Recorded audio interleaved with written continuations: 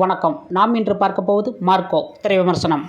தங்க கடத்தலில் ஈடுபட்டு வருகிறது ஹடாட்டு குடும்பம். அதன் மூத்த வாரிசான சார்ஜ் அதனை தொடர்ந்து வருகிறார். கேங்ஸ்டராக இருக்கும் அவரது அதிகாரத்தின் கீழ் சில குடும்பங்கள் அந்த தொழிலில் ஈடுபட்டு வருகின்றன. சார்ஜுக்கு விக்டர் எனும் தம்பியும் ஒரு தங்கையும் உண்டு. தங்கைக்கு திருமணமாகிவிட்டது.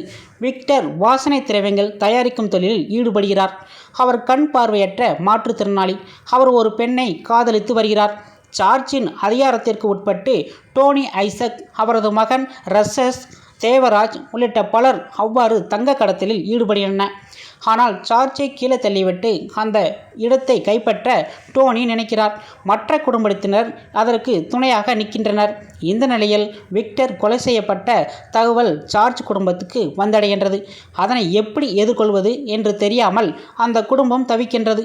அதையெல்லாம் விட அந்த தகவல் கேள்விப்பட்டதும் மார்க்கோ என்ன செய்வான் என்பதே அவர்களின் கேள்வியாக இருக்கின்றது. அவரை தெரியாதவர்கள் மத்தியில் யார் இவர் என்று கேள்வி எழுகின்றது. மார்க்கோ அந்த குடும்பத்தின் தத்து பையன், 4வது வாரிசு. சார்ஜுக்கு இன்னொரு சகோதரனை போன்றவர். சைக்கோ கொலையாளியை போன்ற குணாதிசயம் கொண்டவர். அந்த குடும்பத்தின் நலனுக்காக எதையும் செய்ய தயங்காதவர். முக்கியமாக விக்டரை தனது உயிராக கருதியவர். விக்டரின் இறப்பு எப்படி நடந்தது என்பதை மார்க்கோ அறிய முற்படும் போது டோனி தானாக முன்வந்து தனது மகனையும் இதர நண்பர்களையும் அவருடன் அனுப்புகிறார்.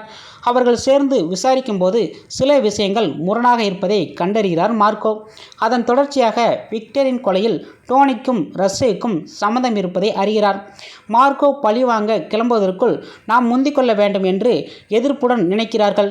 அதன் பிறகு என்னவானது என்பதை சொல்கின்றது இந்த கதை. இந்த கதையில் புதிய விஷயம் என்று எதுவும் இல்லை. திரைக்கதை ட்ரீட்மெண்ட்டிலும் பெரிதாக புதுவும் இல்லை. ஆனால் தாங்க முடியாத அளவுக்கு வன்முறையும் அதனை திறம்பட காட்டும் அளவுக்கு தொழில்நுட்ப அம்சங்களும் நிறைந்திருக்கின்றன. அதுவே இப்படத்தின் யூஎஸ்பி. இலகிய மனம் கொண்டவர்கள் இப்படத்தை பார்த்தால் அதிர்ச்சியில் உச்சத்தில் அடைவார்கள் நிச்சயம் என்பது ஆகும். பலவீனமுள்ளவர்கள் இந்த படத்தை பார்க்க வேண்டாம். மம்புட்டி, மோகன்லால், சுரேஷ் கோபி, திலீப் போன்றவர்கள் ஆக்ஷன் படங்களில் நடித்தால் எப்படி கேமியோ ரோல்கள் அமையுமோ அதை போன்றே இப்படத்தில் நுழைகிறார் நாயகன் உன்னிமுகுந்தன். சண்டை காட்சிகள் அவர் மெனக்கெட்டிருக்கும் விதம் அபாரம். அதைவிட இப்படத்தில் சொல்வதற்கு ஒன்றுமில்லை. சித்தி, ஜெகதீஷ் போன்ற பழைய முகங்கள் தவிர்ப்பது அபிமன்யு, அஜித் கோஷி, அர்ஜுன் நந்தகுமார், அன்சை பால், லியோசு, தினேஷ் பிரபகான், இசான் சவுக், ஸ்ரீத், ரவி கபீர் சிங் என்ற சுமார் 2 பேர் இதில் தலை காட்டியிருக்காங்க. இத்தனை பேர் இந்த படத்திற்கு ஏன் நடித்தார்கள் என்றே நமக்கே தெரியவில்லை. இவர்கள் தவித்து நடித்தால் கூட இந்த படம் கொஞ்சம் கூட நமக்கு புரியாத ஒரு புதிராகத்தான் அமைகின்றது. இந்த படத்திற்கு நாம் கொடுக்க வேண்டிய ரேட்டிங் 5க்கு 1.5 தான் கொடுக்க வேண்டும். ஏனென்றால் இந்த படம் எல்லா படத்தையும் மிக்ஸ் பண்ணி ஒரு குழப்பமாக ஒரு வன்முறையாக எடுக்க வேண்டும் என்று இயக்குனர் எடுத்துள்ளார். ஓகே ஃப்ரெண்ட்ஸ், உங்களுக்கு நம்ம வீடியோ பிடிச்சனா மறக்காம சேனலை சப்ஸ்கிரைப் பண்ணுங்கள், லைக் பண்ணுங்கள், ஷேர் பண்ணுங்கள். இது போன்ற மசாலா ட்ராமா மூவியை நீங்கள் ஒரு தடவை பார்த்து என்ஜாய் பண்ணலாம். நன்றி, வணக்கம்.